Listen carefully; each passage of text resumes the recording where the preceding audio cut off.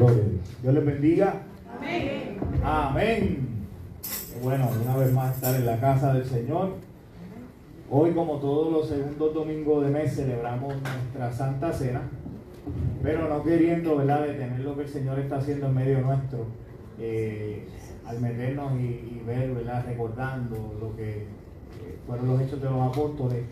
Me pareció que para aprovechar bien el tiempo que nos queda de este lado del cielo, hoy, aunque sea Santa Cena, que ya teníamos por costumbre no predicar solamente adoración, traer el mensaje de esta mañana. Sentir del Señor compartir con ustedes la palabra de Dios en esta mañana.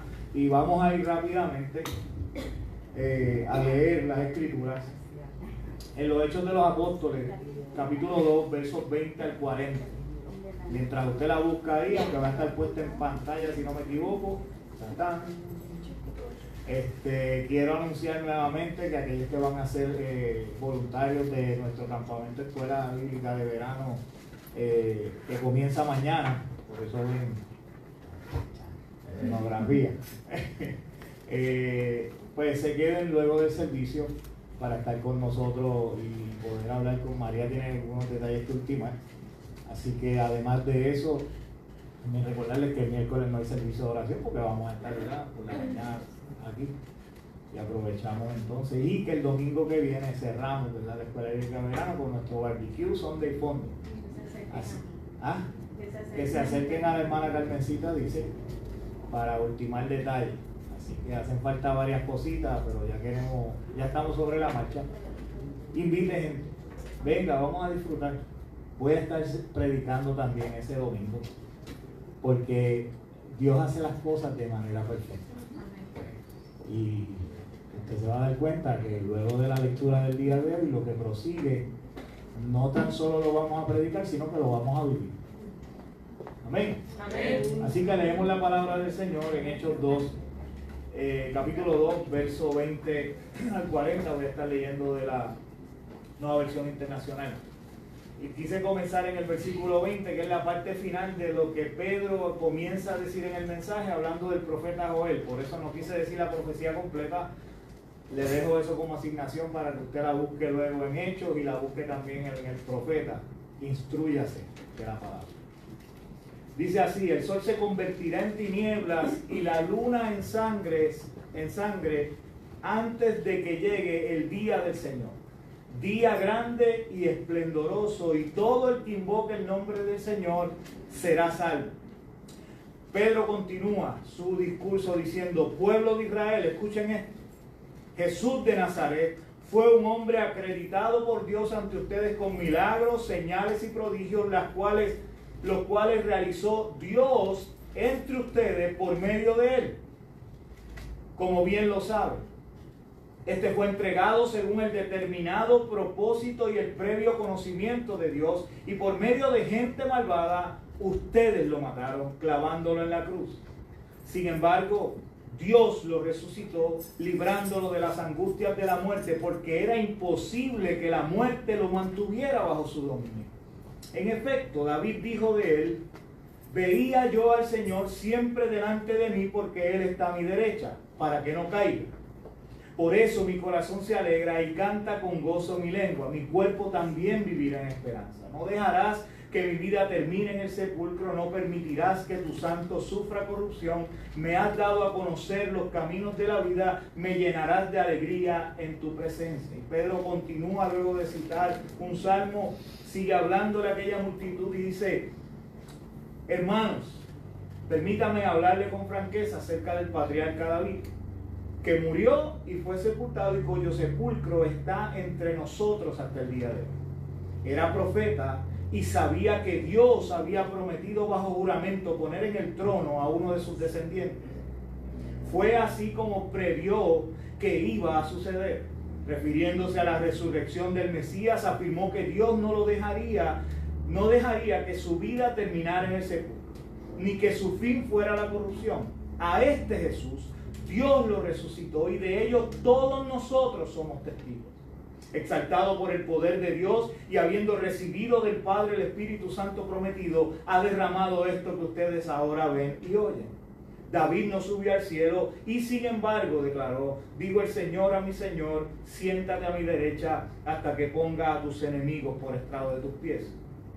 Por lo tanto, sépalo bien todo Israel, que a este Jesús, a quien ustedes crucificaron, Dios lo ha hecho Señor y Mesías. Gloria a Dios. Y cuando oyeron esto, todos se sintieron profundamente conmovidos. Y le dijeron a Pedro y a los otros apóstoles: hermanos, ¿qué debemos hacer? Arrepiéntase y bautícese cada uno en el nombre de Jesucristo para perdón de sus pecados, les contestó Pedro, y recibirán el don del Espíritu Santo. En efecto, la promesa es para ustedes, para sus hijos y para todos los extranjeros, es decir, para todos aquellos a quienes el Señor nuestro Dios quiera llamar. Y con muchas otras razones les exhortaba insistentemente: sálvense de esta generación perversa. Santo. Señor, bendice tu palabra. Gracias. Ya tu Espíritu Santo ha comenzado a hablar, ha empezado a trabajar en el corazón de los que estamos aquí, Dios, preparando el ambiente, preparando el terreno para aquella semilla de la palabra que tú vas a sembrar en nuestro corazón hoy, caiga, germine y pueda dar fruto. Oro, Padre amado, para que nada ni nadie interrumpa esta conversación santa que tú vas a tener a través de este humilde siervo con tu iglesia. Espíritu Santo, sé tú convenciendo, confrontando, restaurando, sanando, pero sobre todas las cosas, salvando las vidas de todos aquellos que escuchen este mensaje hoy, aquí en presencial, tal vez de manera online o más adelante por alguna de las plataformas. Pero que sea tu palabra la que confronte, que sea tu palabra la que nos permita ver tu verdad. Y no solamente verlo, no solamente recibirlo, sino ponerlo en acción en un tiempo donde de igual manera como Pedro cierra estas palabras que leímos, vivimos en medio de una generación perversa que necesita un Salvador. Y el único Salvador eres tú, Jesús. Amén. Así que Dios, que tu palabra no caiga en terreno pedregoso, ni tampoco, Señor, en oídos sordos, sino en hombres y mujeres que van a salir de aquí transformados para poderle hablar a otros de tu palabra, para poder presentarle a este mundo que se pierde en medio de una generación perversa el único Salvador. En el nombre de Jesús oramos. Amén. Y amén. Se pueden sentar. La semana pasada hablamos de cómo el poder de lo alto, ese que Jesús había prometido a sus discípulos, la promesa del Espíritu Santo, se manifestó sobre aquel grupo de 120 hombres y mujeres que en obediencia a Dios se mantuvieron orando y esperando en aquel lugar en Jerusalén. Promesa que había sido profetizada en efecto cientos de años antes de Cristo por el profeta Joel. Hablamos también sobre la gran responsabilidad que conlleva el ser portadores de tan grande poder y que, aunque se manifiesta a través de nosotros los creyentes, no es nuestro, sino del Espíritu Santo de Dios que mora en cada uno de nosotros. Amén. Amén. Gloria a Dios. ¿Está bueno ese resumen? Amén. Ahora bien, hoy quiero que veamos brevemente otras de las formas en que ese poder se manifiesta. Y es que no solo son vientos recios ni algo similar a estas lenguas o llamas de fuego sobre las cabezas de aquellos que estaban allí, o la repartición de diferentes idiomas para que los que estuvieran allí entendieran, sino que más importante aún, el Espíritu Santo en la vida del creyente se manifiesta a través del mismo, a través de nosotros, para llevar a cabo el plan de redención que desde el principio Dios había preparado. Dios, mirando desde la eternidad, sabía que el hombre iba a pecar. Dios sabía que se iba a corromper en las maneras que lo ha hecho. Pero ya Dios tenía un plan trazado.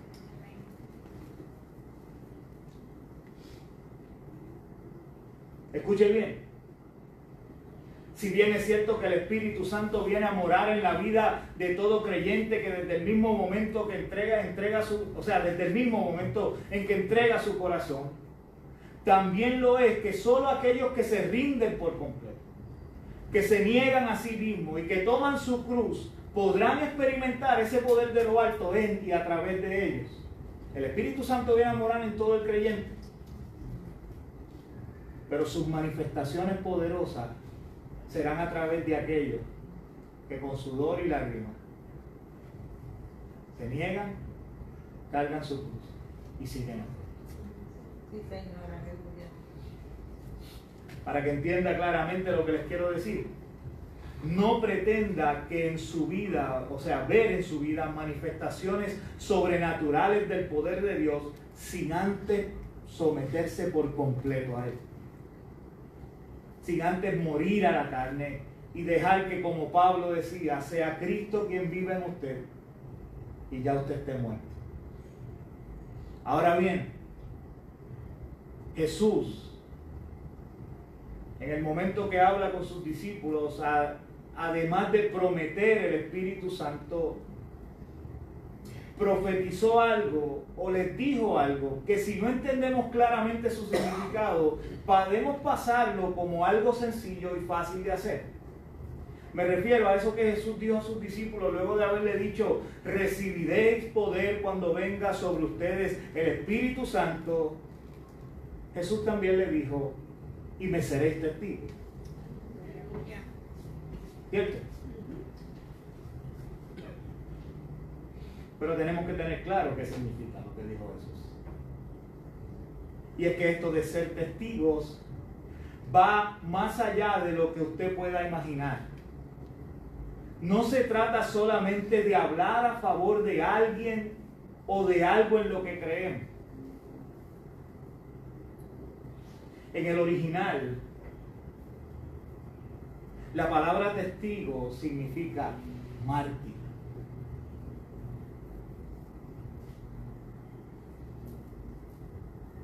¿Y qué es eso de ser un mártir? Yo me imagino que todos saben, pero quise traer la definición porque a mí me gusta hablar de algo con significados de diccionario.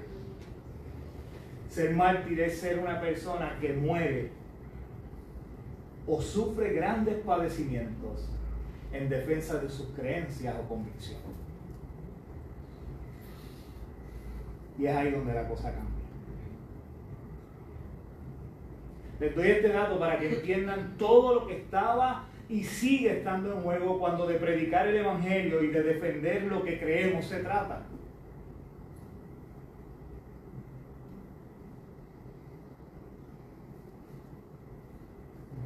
Somos mártires, o estamos llamados a ser mártires por la verdad de Cristo. Todos tenemos claro y hemos estado dándole duro al ambiente que rodeaba aquellos 120 en aquella ciudad que estaba atestada de judíos piadosos, hombres y mujeres que amaban a Dios, pero también llena de aquellos que asesinaron a Jesús sin más motivo que el de preservar su estatus ante el pueblo. Si usted mira lo que movió a los fariseos a hacer lo que hizo, era que no se les cayera el ranking, como decimos ahora. Posiblemente la multitud allí presente llevaba días, semanas, escuchando los líderes, lo que los líderes religiosos querían que ellos escucharan, y no necesariamente era verdad de lo ocurrido. Ellos estaban dando su versión de los hechos. Así que les iba a hacer un reto muy grande predicarle a aquella gran multitud que al oír el bullicio se acercó. Reto igualmente grande al que nosotros enfrentamos en este tiempo, donde hay infinidad de voces engañando al mundo, haciéndoles desconfiar de la existencia de Dios y del mensaje que la iglesia debería estar predicando en cuanto al inminente regreso del Mesías. Esta vez no como un niño, no como ese que va a sufrir en la cruz, sino como el rey que viene a juzgar las naciones de la tierra. Eso es lo que deberíamos de estar predicando, ¿cierto? Pero tenemos bombardeo por todos lados que ponen en duda la existencia de Dios, que ponen en duda lo que la palabra establece. que la palabra no es inspirada por Dios. Todas esas cosas están sucediendo allá afuera. La palabra nos relata que ante la acusación hecha por unos pocos allí de los que estaban, de estos que los enmascarados en las manifestaciones de San Juan, usted sabe que siempre graban los videos, que hay dos enmascarados que se paran y dicen, se tiran una piedra en el guardia. Y esos son del otro bando, es para que se forme el revolú. Pues ahí habían unos pocos, ¿verdad? Haciendo estas acusaciones de que aquel grupo que estaba allí, que estaba experimentando la presencia del Espíritu Santo, estaban borrachos.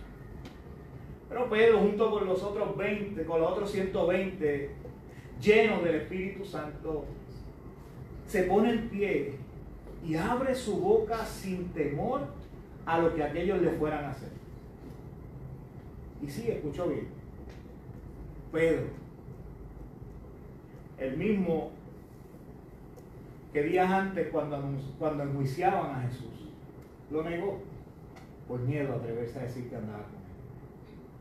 Ahora ese mismo Pedro está lleno de la presencia de Dios, del Espíritu Santo. Santo Jesús. Y se arma de valor. Se pone en pie ante aquella multitud y habla. ¿Y cómo habla? Comenzó hablando de los atributos de Jesús. Este Jesús, hombre acreditado por Dios ante ustedes con milagros, señales y prodigios, los cuales Dios realizó entre ustedes por medio de él. Es lo primero que les dice. Y con esto Pedro está certificando ese vínculo directo de padre e hijo, de unidad con el Padre que Jesús tenía, que Jesús experimentó. Luego continúa su discurso muy bien estructurado y del cual usted debería de meterse en la palabra y debería tomar nota. Él continúa su discurso diciendo, este Jesús, aprobado por el Padre, fue entregado según el determinado propósito y el previo conocimiento de Dios. Así que lo que Pedro les está diciendo es que todo lo que sucedió allí no fue pura casualidad, sino fue que Dios Padre ya sabía, es más, Él lo había planificado de esta manera. Era parte de su plan maestro de redención. Luego continúa su mensaje con una muy grave acusación. Ya vimos el panorama en el que estaba. Y Pedro se atreve a zumbar esta bola. Ustedes lo matarán, clavándolo en la cruz. Pedro le deja saber a todo aquel que le escucha que fueron ellos, o mejor dicho, que fuimos nosotros los responsables de su muerte. Jesús murió por nuestra culpa, para nuestra salvación. Así que prosigue su mensaje diciendo, yo me lo imagino haciendo una pausa y diciendo, en la tumba no quedó todo. Luego les dice, Dios lo resucitó, librándolo de las angustias de la muerte, porque era imposible que la muerte lo mantuviera bajo su dominio. Jesús resucitó cumpliendo en él las profecías hechas a través de toda la Escritura acerca del Mesías. Pedro en su predicación cita a David, de cuya descendencia saldría el Cristo. Era para que aquellos comprendieran quién era Jesús. Por último, les deja saber que Jesús fue exaltado por el poder de Dios y que habiendo recibido del Padre el Espíritu Santo prometido, ha derramado eso que todos los allí presentes vieron y oyeron. Y cierra su mensaje de manera magistral.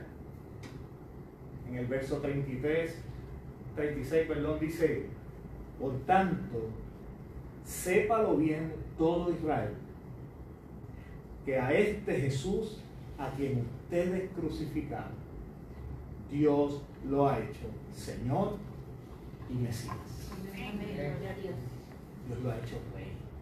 Dios lo ha hecho el ungido prometido. Ese que iba a restaurar a Israel. Ese que iba a librarnos de todo. Ese que ustedes crucificaron. Ese que ustedes mataron. Qué poderoso mensaje, ¿cierto? Amén. Llevo 10 minutos leyendo lo menos. Y todo lo que dijo Pedro en eso. Simple pero a su vez profundo.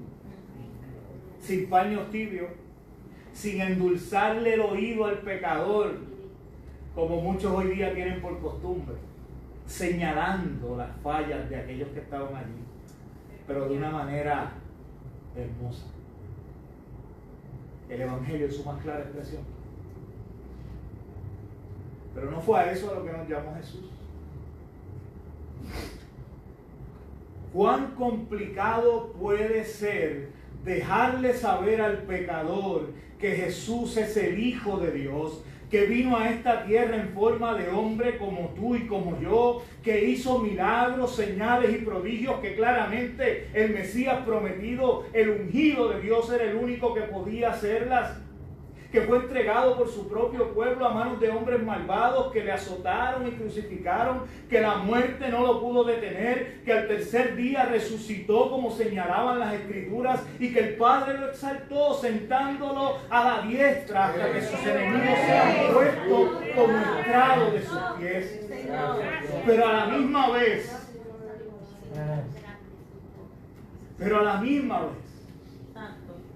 demostrándole a la humanidad que su amor por ellos es tan grande, que a través de ese sacrificio hay perdón para el pecador. Amén. Que se arrepienta de su pecado. Señor.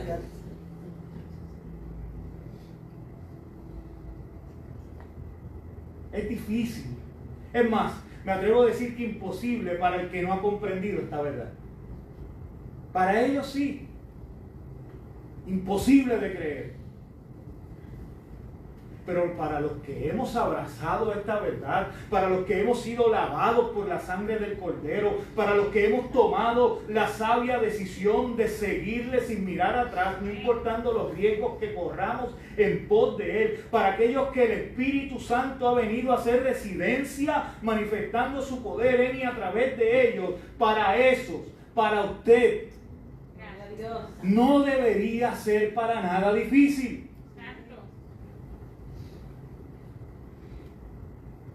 ¿O es que tú, cuando recibes un regalo que habías anhelado o una ayuda del gobierno a la cual llevabas tiempo esperando, no se lo cuentas a todo el que se cruza contigo? ¿Ah?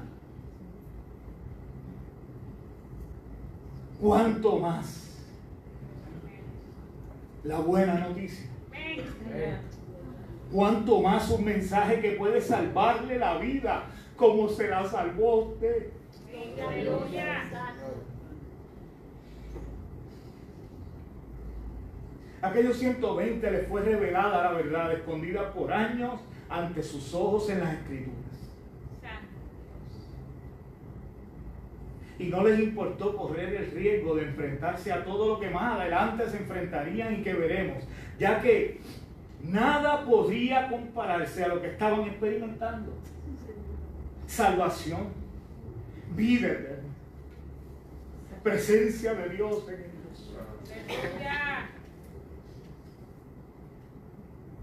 Gozo continuo, paz, amor y todas esas otras cosas que el fruto del Espíritu en la vida del creyente permite experimentar. Aleluya. Pero allí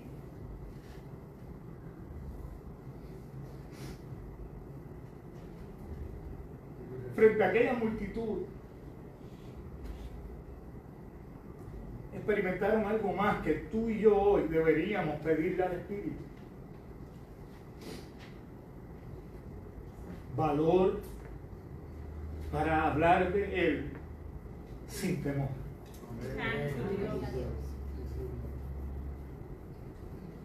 Valor para hablar de Él sin temor.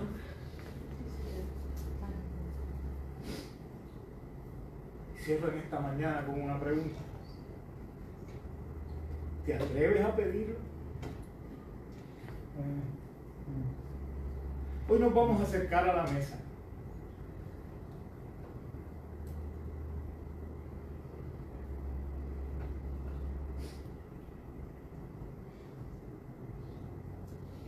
La cual simboliza eso que decimos creer.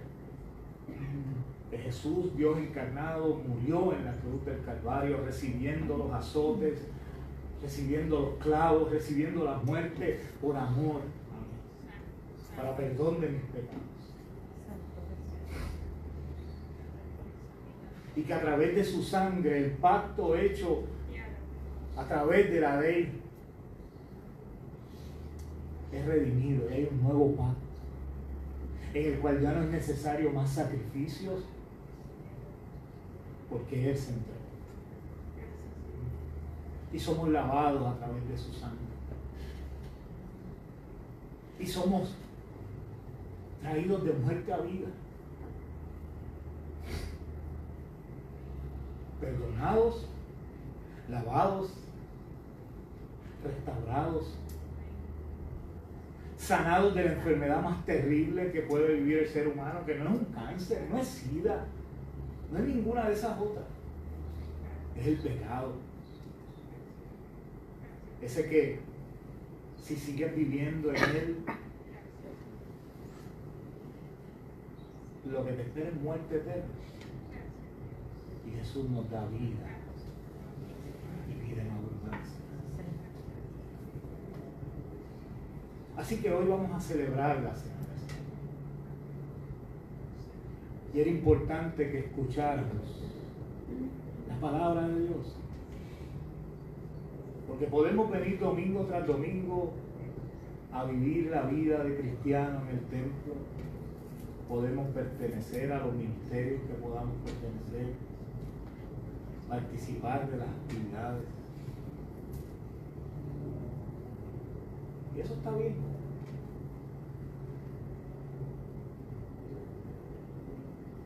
Pero si está bien para ti, ¿tú no crees que va a estar bien para aquel que está afuera perdido?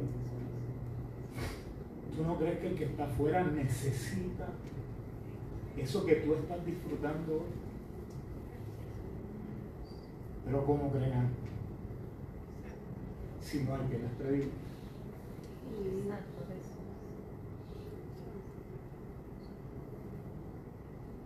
Estamos llamados a ir y predicarle. Y quisiéramos que los inconversos llegaran al templo. Pero ciertamente Jesús dijo: el pecador no va a llegar, a menos que esté pasando por una gran necesidad. El pecador necesita escuchar la buena noticia de boca de aquellos que la están experimentando. Como bien dijo la hermana Evelyn en el devocional, usted no puede hablarle de física a nadie si no ha estudiado la física. Pero usted ha experimentado la salvación, así que usted puede hablar. Solamente necesita pedirle al Señor: dame el valor para poder hacerlo. No necesita estudios teológicos, no necesita grandes diplomas en las paredes. Usted lo que necesita es compartir en su forma de hablar, en su idioma, en su lengua, lo que usted está experimentando. Pero tenemos que armarnos de valor para hacer eso. Pero si ese poder de lo alto, ese Espíritu Santo, el cual nos da el poder de lo alto, vive en nosotros, yo creo que el temor no tiene cabida.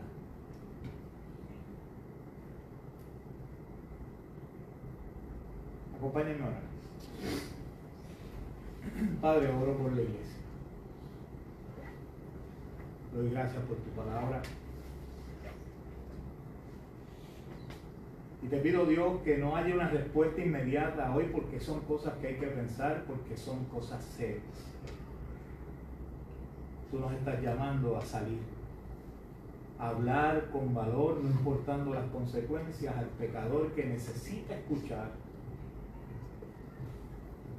la buena nueva de salvación, pero que necesita ser confrontado. Y a eso es a lo que le tenemos.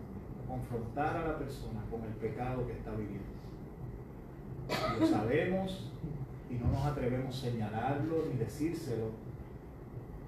Y nos escudamos detrás del de no, es que no me gusta juzgar, no, pero es que estamos llamados a llamar la atención. Así como Pedro le dijo a aquellos hombres, ustedes lo mataron clavándolo en una cruz. Así la gente necesita escuchar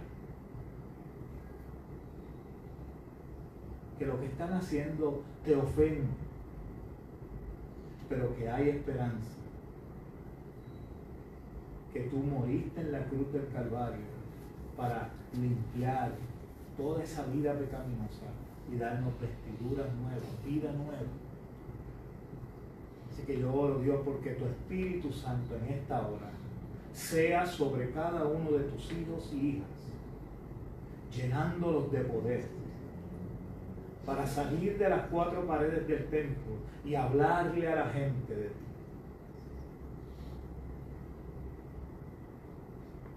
Queremos una transformación en nuestra familia, queremos una transformación en nuestro trabajo, queremos una transformación en donde quiera que nos movemos, queremos que el ambiente cambie para nosotros, sentirnos que estamos bien, pero no hacemos nada para provocar esos cambios.